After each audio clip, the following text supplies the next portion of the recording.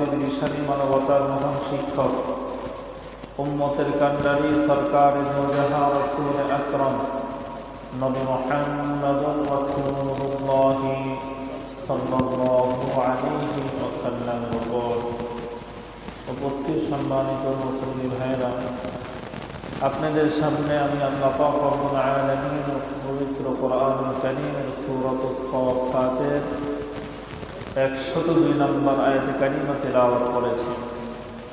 সরকার দু আলম নবী অসংখ্য অমূল্য হাদিসের ভান্ডার থেকে সুনান ইবনে মাজাহ 226 নম্বর হাদিসে পাক সাল্লাল্লাহু আলাইহি ওয়াসাল্লাম পাঠ করেছি।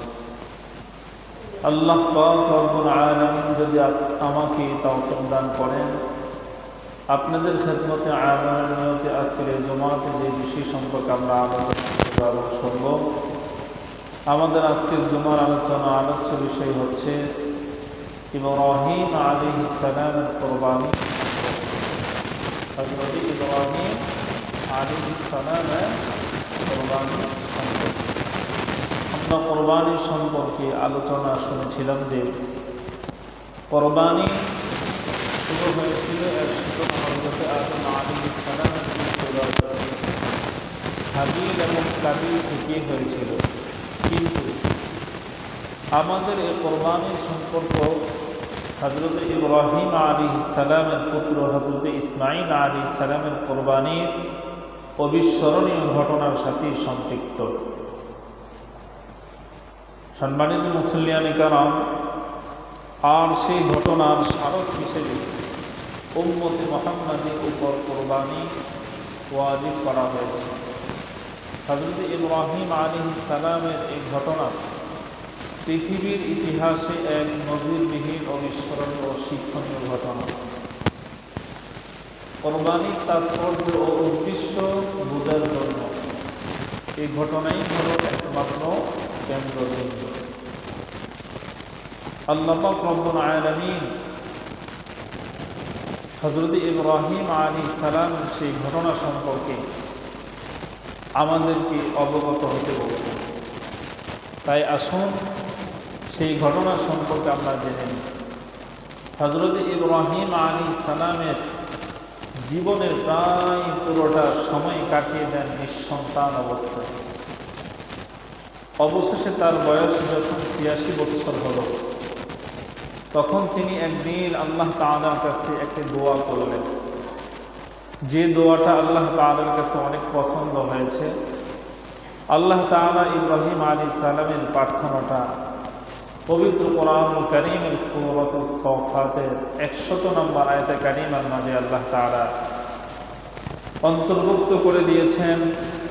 দোয়াটা কি ছিল, কি দোয়া করছেন? ওনার দোয়াটা ছিল, রব্বি হাবলি মিনাস সালিহিন। হে পরওয়ারদিগার, হে আমার মালিক, হে আমার প্রভু, আমাকে সৎ পুত্র সন্তান দান করো। কি দোয়া করছেন? হে আমার পরওয়ারদিগার, হে আমার মালিক, হে আমার প্রভু, আপনি আমাকে একটি সৎ পুত্র সন্তান দান করুন। আল্লাহ পাক রব্বুল আলামিন হযরত ইব্রাহিম আলাইহিস সালামের দোয়াটা কবুল করলেন। কবুল যে করছেন তার প্রমাণ তো আল্লাহ পাক রব্বুল আলামিন সূরাতুস সাফফাতের 101 নম্বর আয়াতে কারিমার মধ্যে বলেন, আমার খলিল ইব্রাহিম যখন আমার কাছে দোয়া করেছিল, তার দোয়া কবুল করার পর আমি তাকে কি সুসংবাদ দিয়েছিলাম। আল্লাহ পাক রব্বুল আলামিন বলেন, ফাবাশশারনাহু বিগুলামিন হালিম। অতঃপর আমি তাকে, অর্থাৎ আমার খলিল ইব্রাহিম আলাইহিস সালামকে এক সহনশীল পুত্র সন্তানের সুসংবাদ দিলাম। সুবহানাল্লাহ। আমি আমার পয়গম্বর, আমার খলিল ইব্রাহিম আলাইহিস সালামকে, সে যে দোয়া করছে একটি সৎ পুত্র সন্তান তাকে দান করতে, আমি তার দোয়া কবুল করলাম এবং একটি পুত্র সন্তান তাকে দিব, এই সুসংবাদও তাকে দিয়ে দিলাম। সুবহানাল্লাহ। এই সহনশীল বলে এদিকে ইঙ্গিত করা হয়েছে যে এ নবজাত পুত্র সন্তান ইসমাঈল আলাইহিস সালাম তার জীবনের সব ধৈর্য ও সহনশীলতার এমন এক পরাকাষ্ঠা প্রদর্শন করবে যার দৃষ্টান্ত দুনিয়ার কেউ কোনোদিন পেশ করতে পারবে না। সুবহানাল্লাহ। বৃদ্ধ অবস্থায় হযরত ইব্রাহিম আলাইহিস সালাম এর সন্তান লাভ। হযরত ইব্রাহিম আলাইহিস সালামের প্রথম স্ত্রী যার নাম হলো হযরতে সারা। এখানে ইব্রাহিম আলাইহিস সালামের স্ত্রী দুইজন ছিল।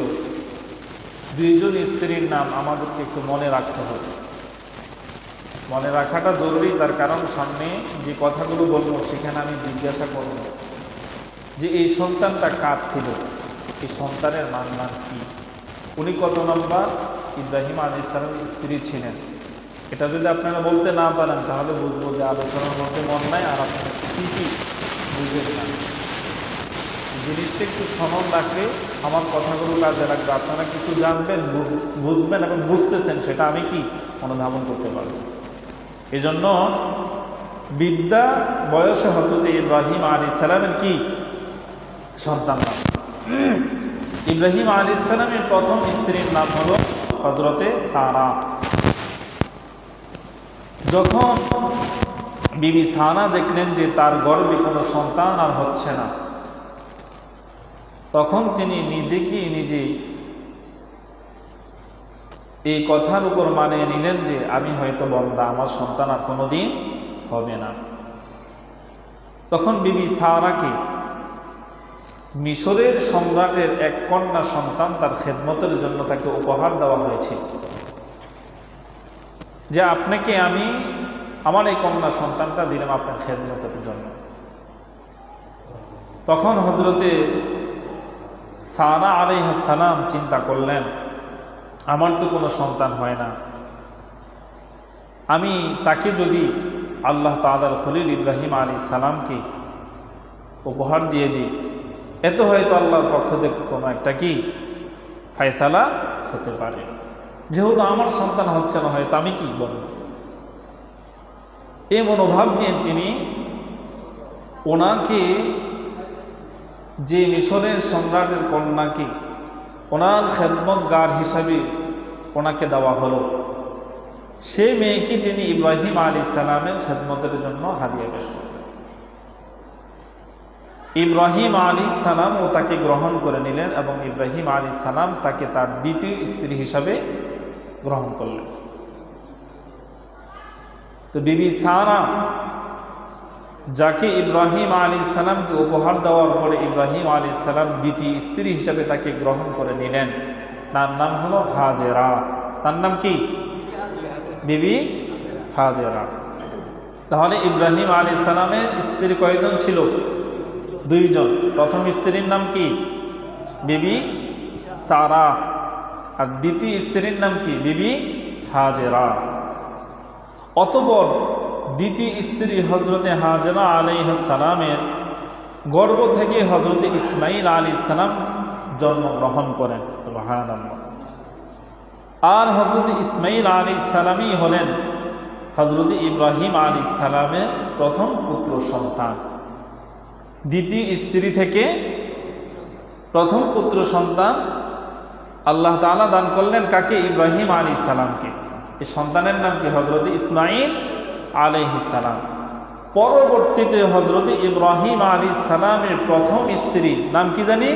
বিবি সারা। তার গর্ভ থেকেও আল্লাহ তাআলা ওনাকে আরেকটি সন্তান দান করলেন।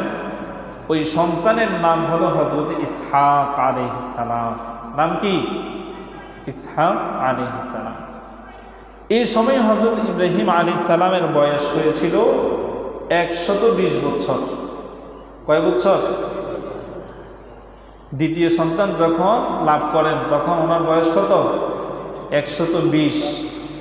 আর ওনার প্রথম স্ত্রী থেকে যে দ্বিতীয় সন্তান লাভ করলেন বিবি সারা, ওনার বয়স হয়েছিল 99 বছর। কত বছর? মাতে না, কত বছর? 99 বছর। আচ্ছা বলেন তো, 120 বছর আর 99 যে একটা বয়স, এ বয়সে কি সন্তান হওয়ার উপযোগী সময় থাকে? আল্লাহ তাআলা চাইলে যে সেটা হয়, আল্লাহ পারেন, তা আল্লাহ দেখাই দিচ্ছেন। সুবহানাল্লাহ। আল্লাহ চাইলে সেটা কি সম্ভব। ওয়াদালিকা আলাল্লাহি ইয়াসির। এই বিষয়গুলো আল্লাহর জন্য অতি সহজ, এগুলো কোনো কঠিন বিষয় আল্লাহর জন্য না। আল্লাহ দেখাই দিচ্ছেন, আর আল্লাহ প্রমাণ করছেন যে দেখো আমার পয়গম্বর, আমার নবী দুনিয়ার কারো কাছে চাই না, কারো কাছে চাই না, কারো কাছে সন্তানের জন্য দুঃখ আফসোস করে নাই, একমাত্র আমার কাছে বলছে। কার কাছে বলছে? আমার কাছে বলছে। আমার কাছে আস্থা বিশ্বাস নিয়ে যখন বলছে, আল্লাহ আমি তোমার কাছে একটা সৎ পুত্র সন্তান চাই, রব্বি হাবিলি মিনাস সালিহিন। এখান থেকে 1 নম্বর একটা শিক্ষা আমাদের জন্য, আমাদের যাদের সন্তান হয় না বা সন্তান হয়েছে আরো সন্তান চাই, তখন আমরা হাবিজাবি জায়গার মধ্যে না যাইয়া উল্টাপাল্টা কোনো মান্যত না কইরা আল্লাহর উপর আস্থা বিশ্বাস রাইখা আল্লাহর কাছে যদি এ দোয়াটা প্রত্যেক দিন প্রত্যেক ফরজ নামাজের পরে 21 বার করতে পারেন। কতবার? 21 বার করতে পারেন। রব্বি হাবিলি মিনাস সালিহিন, রব্বি হাবিলি মিনাস সালিহিন। হে পরওয়ারদিগার, আপনি আমাকে সৎ একটি পুত্র সন্তান দান করুন। আল্লাহ তাআলা দোয়া কবুল করবেন। সুবহানাল্লাহ। তাহলে এখান থেকে আল্লাহ তাআলা নবীর মাধ্যমে আমাদেরকে শিক্ষা দিলেন, সন্তান চাইবা তাহলে কার কাছে চাইবা? আল্লাহর কাছে চাইবা। আর তোমার এই দোয়া কবুল করবে যেরকমভাবে আল্লাহ ইব্রাহিম আলাইহিস সালামের দোয়া কবুল করার পর সাথে সাথে ওনাকে আবার সুসংবাদও দিয়েছেন কি? ফাবাশশারনাহু বিগুলামিন হালিম। হে নবী, আমি আপনার দোয়া কবুল করছি এবং আপনাকে একটি পুত্র সন্তানের সুসংবাদ দিলাম। সুবহানাল্লাহ। সে আল্লাহ কি এখন নাই? আসেনি আল্লাহ? তাহলে চাওয়ার মতো আমরা কি চাইতে পারি না, সেজন্য আল্লাহর কাছ থেকে আমরা কি পাই না। চাওয়ার মতো চাইতে হবে। এখান দিয়ে 1 নম্বর শিক্ষা আমাদের, আমরা আল্লাহর কাছে চাবো, আল্লাহ আমাদেরকে দিবেন। আল্লাহ তাআলা অন্য আয়াতে কারিমার মাঝে বলেন যে সন্তান দেওয়ার মালিক ইয়াহাবু লিমান ইয়াশাউ ইনাসা ওয়া ইয়াহাবু লিমান ইয়াশাউ যুকুর আও নুযাওwijuhum যুকরানা ওয়া ইনাসা ওয়া ইয়াজআলু মান ইয়াশাউ আকীমা। আমার বান্দা, আমি যারে চাই তারে পুত্র সন্তান দান করি, আমি যাকে চাই তাকে কন্যা সন্তান দান করি, আর আমি যাকে চাই না পুত্র দেয় না, কন্যাও দেয় না, তাকে বন্দা বানিয়ে রাখি। আছে না এরকম? নাই আপনাদের এলাকায়?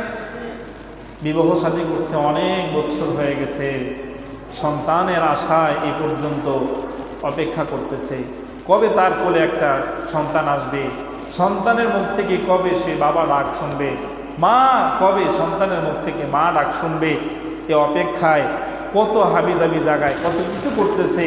কিন্তু না, সব বাদ দেন দিয়া শেষ রাত্রে একটু উঠেন, 4 রাকাত নামাজ কইরা ওই দেওয়ার মালিক যিনি, ওনার দরবারে ভালো করে চান, আর প্রত্যেক নামাজের পরে এই দোয়াটা 21 বার পড়েন। ইনশাআল্লাহ যিনি বলছেন আপনাকে দিবেন তিনি কে? আল্লাহ। অবশ্যই ওনার ওয়াদা সত্য, উনি আপনাকে দিবেনই দিবেন, হয়তো আজ না হয় কাল দিবেন ইনশাআল্লাহ। আল্লাহ তাআলা এই আমলটা আমাদের সকলকে করার তৌফিক দান বলেন, আমিন। সম্মানিত মুসল্লি ভাইয়েরা, ইব্রাহিম আলাইহিস সালাম প্রথম পুত্র সন্তান লাভ করার পর এই সন্তানকে লালন পালন করে দীর্ঘ কষ্ট সহ্য করার পর যখন বিপদে আপদে কাজ কর্মে সন্তান পিতার পাশে দাঁড়াবার সময় উপনীত হলো, ঠিক তখনই আল্লাহ পাক রব্বুল আলামিন হযরত ইব্রাহিম আলাইহিস সালাম থেকে পরীক্ষা নেওয়ার ইচ্ছা করেছেন। আল্লাহ তাআলা ইব্রাহিম আলাইহিস সালামকে নির্দেশ দিলেন, হে ইব্রাহিম, তুমি তোমার কাছে সবচেয়ে যে জিনিসটা প্রিয় এই জিনিসটা আমার রাস্তায় কোরবানি। কি বলছেন? তোমার কাছে যে জিনিসটা সবচেয়ে প্রিয় এই জিনিসটা তুমি আমার রাস্তায় কি করো? কোরবানি। ইব্রাহিম আলাইহিস সালাম ওনার আর বোঝা বাকি রইল না। 120 বছর বয়সে সন্তান লাভ করলাম। পৃথিবীতে এর চেয়ে বড় আর মহব্বতের আমার কাছে আর কি আছে? দুনিয়ার সম্পদ, দুনিয়ার সম্পদ সবচেয়ে বেশি আমার এই সন্তানটাই। এছাড়া পৃথিবীতে আর আমার কোনো প্রিয় সম্পদ নাই। আল্লাহ এটাই চাইছে, আল্লাহর ইচ্ছা হয়েছে, আল্লাহ খুশি, আমিও খুশি। তখন তিনি কি বলছেন এই ঘটনাটা আল্লাহ পাক রব্বুল আলামিন কোরআনুল কারীমের সূরাতুস সাফফাতের 102 নম্বর আয়াতে কারিমার মাঝে বলেন, ফালাম্মা বালাগা মা'হুস সা'য়া, ওনার সন্তান যখন পিতার সাথে হাঁটা চলার সময়ে বয়সে উপনীত হলো, ঠিক তখনই আল্লাহ পাক রব্বুল আলামিন ইব্রাহিম আলাইহিস সালামকে নির্দেশ দিলেন, তোমার সবচেয়ে প্রিয় পছন্দনীয় জিনিসটা আমার রাস্তায় কোরবানি করো। ইব্রাহিম আলাইহিস সালাম ওনার সন্তানকে বললেন, ক্বালা ইয়া বুনাইয়া ইন্নী আরা ফিল মানাম আন্নী আযবাহুকা ফানজুর মাযা তারা। হে আমার প্রিয় সন্তান, হে আমার বৎস, আমি স্বপ্নে দেখেছি যে আমি তোমাকে জবাই করতেছি, এখন তুমি ভেবে দেখো কি করবা। ইব্রাহিম আলাইহিস সালাম ওনার সন্তান ইসমাঈল আলাইহিস সালামকে বললেন, বাবা আমি স্বপ্নে দেখছি কি আমি তোমাকে জবাই করতেছি, ফানজুর মাযা তারা, এখন তুমি ভেবে দেখো কি করবা। কারে বললেন? সন্তান ইসমাঈল কি বললেন? বাবা ইব্রাহিম আলাইহিস সালাম, যা আল্লাহ আমারে স্বপ্নে দেখাইছে যে আমি তোমারে জবাই করতেছি, এখন তুমি ভেবে দেখো কি করবা। এটা কথা আছে, বাপ কা বেটা সিপাহী কা গোড়া কুছ না হো থোড়া থোড়া, আছে না একটা প্রবাদ বাক্য উর্দুতে। বাপ যেমন সন্তান কি তেমনই হয়, যদিও এমন না হয় তাহলে বাবার মতো কিছু কিছু কি হয়। তো এখন নবীর সন্তান কি উত্তর দিছে দেখেন, قال يا أبت فعل ما تؤمر, হে আমার পিতা, আপনাকে যে হুকুম দেওয়া হয়েছে সেই হুকুম আপনি পালন করে ফেলুন। সুবহানাল্লাহ। শুধু তাই নয়, পুত্র ইসমাঈল আলাইহিস সালাম বাবা ইব্রাহিমকে আরো বললেন, সাতাজিদুনি ইনশাআল্লাহু মিনাস সাবিরিন, বাবা আল্লাহ চাহে তো আপনি আমাকে পাবেন ধৈর্যশীলদের মধ্যে। অর্থাৎ ইব্রাহিম আলাইহিস সালামের এই নির্দেশ ছিল, ইব্রাহিম আলাইহিস সালামের জীবনে এক মহা এক পরীক্ষা। আল্লাহ তাআলা ইচ্ছা করলে স্বপ্নের মাধ্যমে এই নির্দেশ না দিয়েও সরাসরি প্রকাশ্যভাবে ইব্রাহিম আলাইহিস সালামকে বলতে পারতেন, তোমার এই সন্তানটাকে আমার রাস্তায় কোরবানি করে দাও। কিন্তু তিনি তা করলেন না। তার কারণ কি? তার কারণ হলো এটাও একটা পরীক্ষা, দেখি ইব্রাহিম বুঝে কিনা যে তার মনের মাঝে যা আছে তা আল্লাহ পাক রব্বুল আলামিন জানে কিনা। সুবহানাল্লাহ। এজন্য আল্লাহ তাআলা বলেন, ইন্নাহু আলিমুম বিদাতিস সুদূর, অন্তর্যামী একমাত্র আমি হলাম আল্লাহ, প্রত্যেকটা মানুষের অন্তরের খবর আমি জানি। আপনি আমি পাশাপাশি বসা, একসাথে হাঁটি, একসাথে চলি, সব একসাথে হয়, কিন্তু তারপরও একই সাথে থাকা সত্ত্বেও কার মনে কি আছে আমরা কেউ জানি না। কিন্তু প্রত্যেকের মনে কি আছে জানেন কে? আল্লাহ। সে আল্লাহ বলতেছেন, এটাও একটা ইব্রাহিমের জন্য পরীক্ষা, দেখি তার মনে যে সবচেয়ে কোন জিনিসটা প্রিয়, এটা যে আমি জানি, এটা তার বিশ্বাস আছে কিনা। সুবহানাল্লাহ, কত বড় পরীক্ষা। ইব্রাহিম আলাইহিস সালাম এই স্বপ্নের হুকুমের বিভিন্ন ধরনের ব্যাখ্যা থাকে। এই ব্যাখ্যা থাকা সত্ত্বেও কোনো ধরনের ব্যাখ্যার অবকাশ তিনি আর কাল বিলম্ব করলেন না। কোনো ব্যাখ্যা ছাড়াই উনি সিদ্ধান্ত নিয়ে নিছেন যে আল্লাহ আমার এই সন্তানটাকে আমার কাছ থেকে চাইছে। আর ছেলের কাছে যখন এ পরীক্ষার কথা বললেন, ছেলে পরিষ্কারভাবে জানিয়ে দিলেন যে আমি তোমাকে স্বপ্নে জবে করতে দেখেছি, হে বৎস, আমি বাবা তোমাকে বলছি। তাফসীর বিশারদগণ বলেন, সেই সময় হযরত ইসমাঈল আলাইহিস সালামের বয়স হয়েছিল মাত্র 13 বছর। কত বছর? 13 বছর বয়স। এই 13 বছর বয়সে যখন তিনি উপনীত হলেন, তখন ওনার উপর এই কোরবানির এই হুকুম আল্লাহর পক্ষ থেকে আসে। তখন কেউ কেউ বলেন উনি প্রাপ্তবয়স্ক হয়েছেন, অর্থাৎ নাবালক থেকে সাবালকও হয়েছে।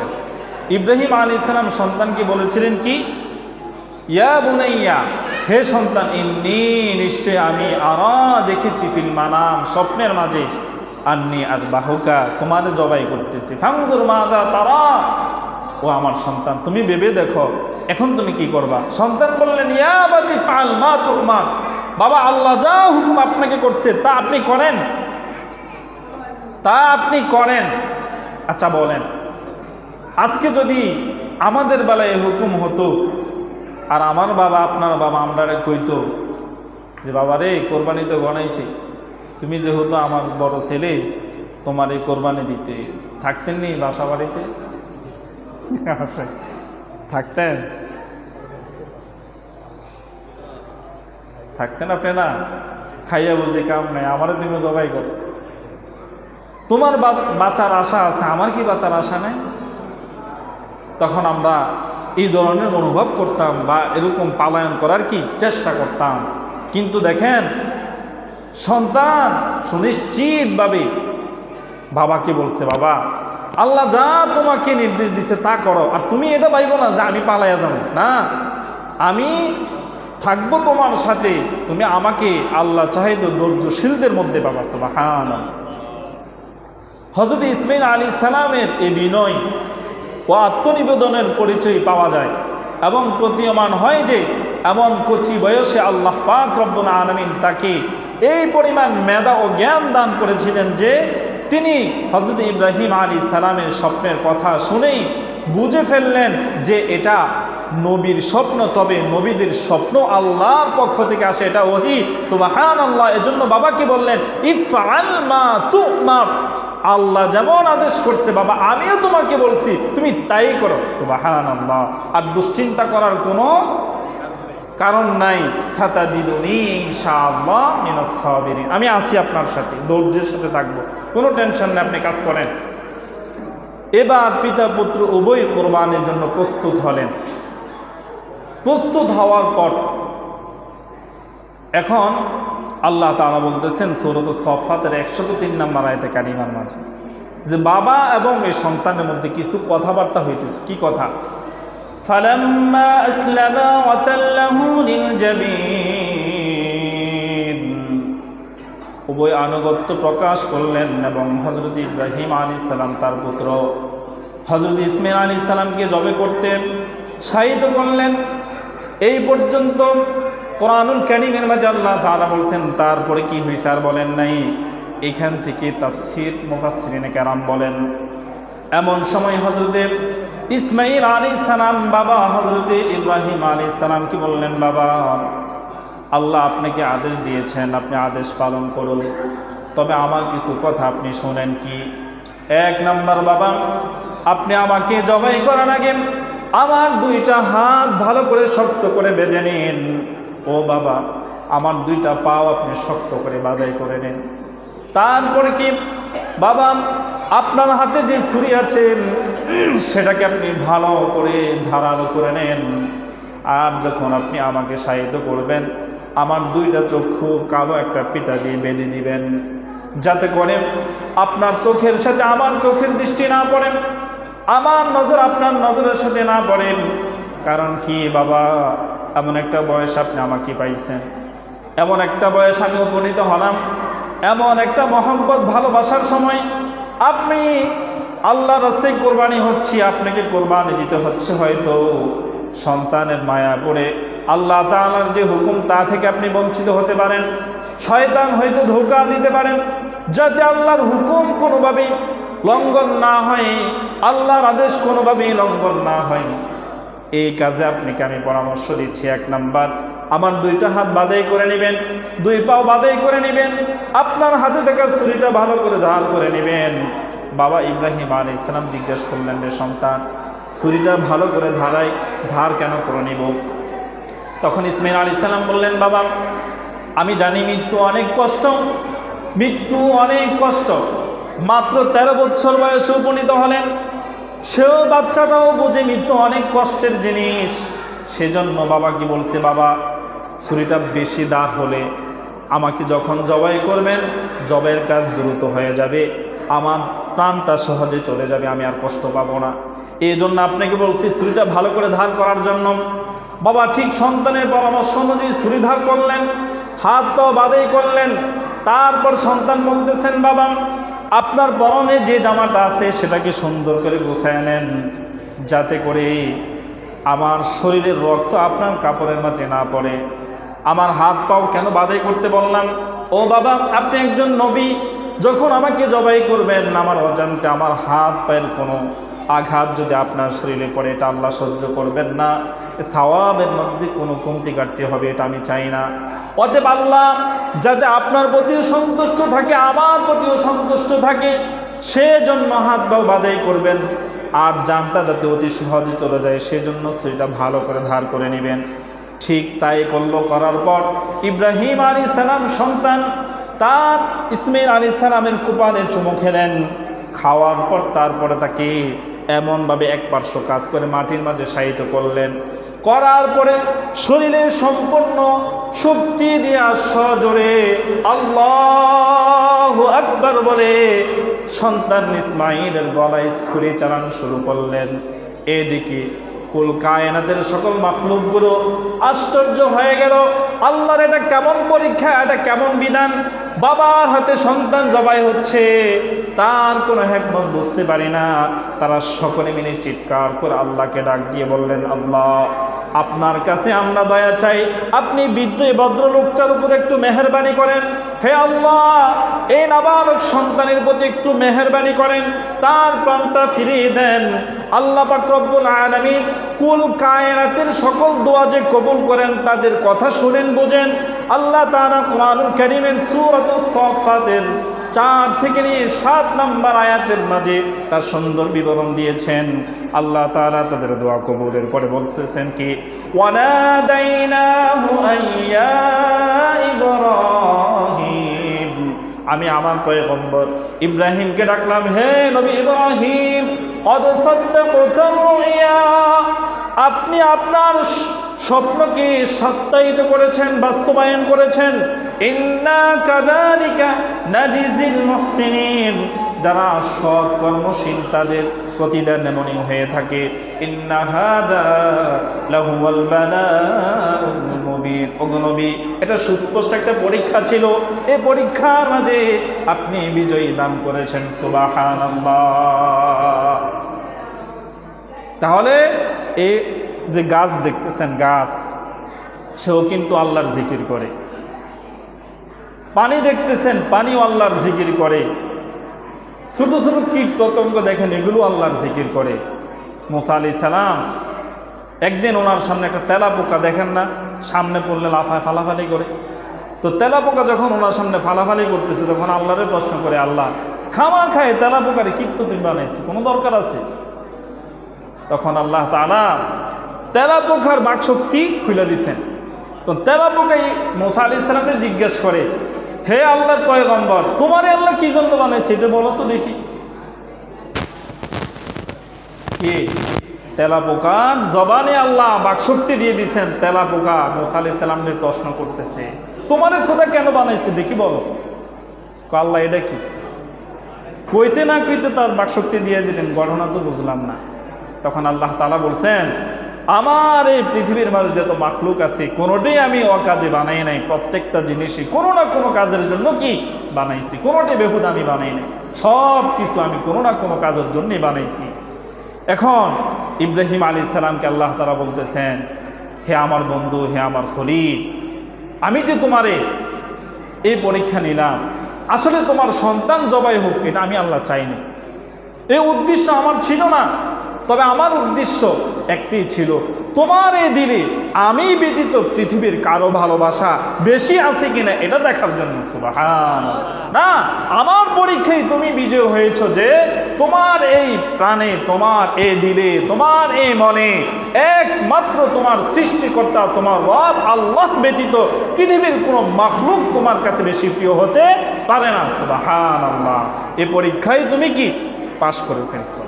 কিন্তু দেখেন ইব্রাহিম আলাইহিস সালামকে আল্লাহ পাক রব্বুল আলামিন সন্তান দিয়ে কোরবানির পরীক্ষা নিছেন, আর আমাদেরকে আল্লাহ পাক রব্বুল আলামিন কি দিয়ে কোরবানির পরীক্ষা নেন? আল্লাহ তাআলা এই কথাটা কোরআনুল কারীমের সূরাতুল আনআমের 162 নম্বর আয়াতে কারীমার মাঝে বলেন, কুল ইন্না সালাতি ওয়া নুসুকি ওয়া মাহইয়ায়া ওয়া মামাতি লিল্লাহি রাব্বিল আলামিন। আমার নামাজ, আমার কোরবানি, আমার জীবন, আমার মরণ সব কিছু আল্লাহ তাআলার হুকুমের সামনে সমর্পণ করে দেওয়া, অর্থাৎ সব কিছু একমাত্র কার জন্য? আল্লাহর জন্য। আমার সব একমাত্র আল্লাহর জন্য, আমি যা করি এটা সব আল্লাহর জন্য। এই বিশ্বাসটা আমাদের মধ্যে আছে কিনা, এর জন্য আল্লাহ কোরবানি আমাদের জন্য নির্ধারণ করছে। এখন দেখেন, এই সামান্য অর্থের কোরবানি দিতে গিয়ে আমরা কত কিপটেমি করি, আরও কত ধরনের নিজেদের মধ্যে কৌশল বিনিময় করি। আবার কেউ কেউ বলি যার লোকে কোরবানি দেব দা আড্ডি আছে না, মানে নিয়ত একটারও বালা না। কেউ কিস্তিতে উড়ে কোরবানি দেয়, কেউ সুদে টাকায় না কোরবানি দেয়, যার যেমনি মনে চায় মানে কোরবানি দিতে হইবে। কোরবানি দেওয়া সওয়াবের কাজ, কিন্তু আসলে কোরবানির মুখ্য উদ্দেশ্যটা কি, আল্লাহ এর মধ্যে থেকে কি চাইছে এটা কারো বোঝার দরকার নেই। কোরবানি দিতে কইছে এটা সওয়াবের কাজ, চুরি করে হইলেও দিতে হইব, সুদাই না দিতে হইব, কিস্তিতে দিতে হবে, যেমনি মন চায় এমনি দিব, কোরবানি দিব। কিন্তু আবার নতুন বিবাহ শাদী হয়েছে, ব্যয় আছে, ব্যয় না আছে, কি কইব? ব্যয় কোরবানি দেয় না। নতুন পুত্রবধূ বাড়িতে এসে কি কইব? আরে কার বাড়ি দিলাম, তারা এতটা অসহায়, কোরবানিও দিতে পারে না। আর সমাজের মানুষ কি কইব? দেখছেন আমার কত শরম, মাশাআল্লাহ, শরমের জায়গা নাই। আমার এত শরম, দুনিয়ার মানুষের সামনে মুখ দেখাইতে পারতাম না, বউর সামনে মুখ দেখাইতে পারতাম না, ব্যয় বেনের সামনে ছোট হইতে পারতাম না। কিন্তু যে আল্লাহ আমারে বানাইছে, ওই আল্লাহর প্রতি লাজ শরম সামান্য পরিমাণ আমার নাই। আমি কি মানুষ? হ্যাঁ, আমি কি মানুষ? আমি যারে ভয় করা দরকার ছিল, যারে বেশি আমার সবচেয়ে বেশি মহব্বতের বহিঃপ্রকাশ করা দরকার ছিল, যার প্রেম ভালোবাসা আমার এদিকে সবচেয়ে বেশি থাকা দরকার ছিল, যার ভয় সবচেয়ে বেশি আমার এদিকে থাকা দরকার ছিল, তার প্রতি না আছে প্রেম ভালোবাসা, না আছে তার প্রতি কোনো ভয়। আমার শুধু দুনিয়া উপভোগ করতেই হবে, যে কোনো জিনিসের বিনিময় হোক, এটা আমি চাই। কথা ঠিক না? এটা আমি চাই, এটা আমার করতে হইব। টাকা না হলে জোর দিয়া কর, মানে করতে হইব তার। আল্লাহ তাআলা বলেন না বান্দা, কুরবানি মানে এটা না। কুরবানি মানে গোশত খাওয়া না, কুরবানি মানে ঋণ করে আয়না কুরবানি দেওয়া না, কুরবানি মানে কিস্তিতে উঠাইয়া কুরবানি দেওয়া না, কুরবানি মানে সুদ ঘুষের টাকা দিয়ে কুরবানি দেওয়া না। কুরবানি মানে হলো এই দিনের কুরবানি দেওয়া। কিসের কুরবানি দেওয়া? আত্মত্যাগ করা, আত্মত্যাগ, আত্মত্যাগ। বুঝছেন? এই সামান্য অর্থ কুরবানি দিতে গেলেও বাগে অনেক সময় দেখবেন একটা লোকে লাগে। তুই 50,000 টাকা দিস, তো আমার কি সামর্থ্য আছে 50,000 টাকা দেওয়া? তুই কইলেই আমি 30,000 টাকা দিব। কোনা 50,000 টাকা দিলে বাগে থাকতে পারবি। আপন ভাই, এরকম বহু নজির আছে। আপন ভাই একজনে 50,000, আরেকজনে কোন আমার সামর্থ্যে আছে 20,000, কইলে আমার হলো, না হইলে নাই। এই নিয়ে শেষ পর্যন্ত দ্বন্দ্ব হইতে হইতে এক ভাইও কোরবানি দিছে না। কি দিছে না? বাঘে বমছে না, একজনও কোরবানি দিছে। আচ্ছা, আমাদেরকে ভাগই কোরবানি দিতে হবে।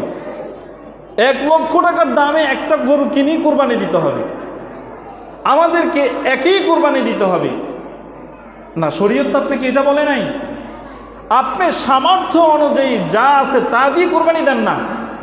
আপনি শরীকে দেওয়া দরকার কি? যেহেতু শরীকে এত মনোমালিন্য আছে, একটা ছাগল কিনেন না, এটা ছাগল দিয়ে আপনি একা কোরবানি দেন, যথেষ্ট। গোস্তের মধ্যে বাগাবাগিতে কোনো কাবজাব নাই, কারোর সাথে মনোমালিন্য কিচ্ছু নাই। ছাগল একটা জবাই করবেন, শেষ, যা হয়েছে সব আপনার। কিন্তু আমরা গরুর গোস্ত খাইতে হবে, এটা স্বাদ বেশি। গরওয়ালা মহিলার সাথে পরামর্শ করছে, আর আপনি কি করেন? ছাগলের গোস্ত আমরা খাই নাকি? গন্ধে জীবন যায়।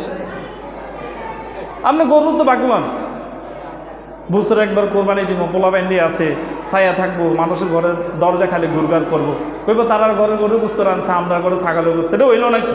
না, এটা দিয়েন না।